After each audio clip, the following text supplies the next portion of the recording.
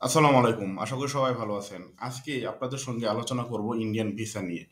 Indian সরকার বর্তমানে medical visa, medical attendant visa, শিক্ষার্থী visa, entry visa, double entry visa এগুলো দিচ্ছে।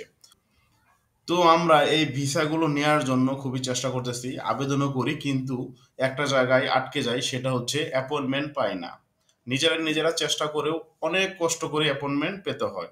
তো আপনি অ্যাপয়েন্টমেন্ট কেন পান না, এই কারণটা আমি জানিয়ে দেব। যারা মেডিকেল ভিসার জন্য আবেদন করছেন তাদের ক্ষেত্রে অ্যাপয়েন্টমেন্ট পাওয়ার জন্য আপনি যে সময়টায় সিলেক্ট করবেন সেটা হচ্ছে সন্ধ্যা ৬টায়। আপনি ওয়েবসাইটে গিয়ে সন্ধ্যা ৬টায় চেষ্টা করবেন মেডিকেল ভিসার জন্য অ্যাপয়েন্টমেন্ট নেওয়ার জন্য। আপনি জাস্ট ৬টায় যাবেন না, ৬টা থেকে শুরু হয়, আগে থেকে গিয়ে সেখানে ওয়েট করবেন। বিকজ আপনার মতো অনেক ক্যান্ডিডেট আছে যারা এইভাবে অ্যাপয়েন্টমেন্ট নেওয়ার জন্য চেষ্টা করে। তো আপনি যদি ৬টা ওভার হয়ে যান সেক্ষেত্রে অ্যাপয়েন্টমেন্ট পাওয়ার পসিবিলিটি খুবই কমে যায়।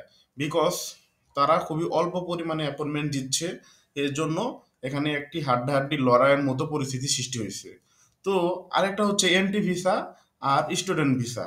তারা যদি অ্যাপয়েন্টমেন্ট নিতে যান সেক্ষেত্রে আপনারা কি করবেন? আপনারা ৮টা থেকে ট্রাই করবেন। জাস্ট ৮টা থেকে ট্রাই করলেই অবশ্যই আপনারাও অ্যাপয়েন্টমেন্ট পেয়ে যাবেন।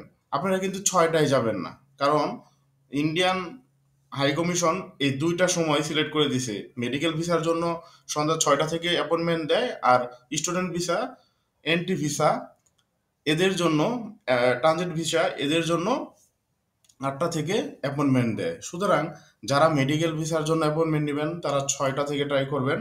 আর যারা শিক্ষার্থী ভিসা, স্টুডেন্ট ভিসা, এন্টি ভিসার জন্য অ্যাপয়েন্টমেন্ট নেবেন তারা ৮টা থেকে ট্রাই করবেন।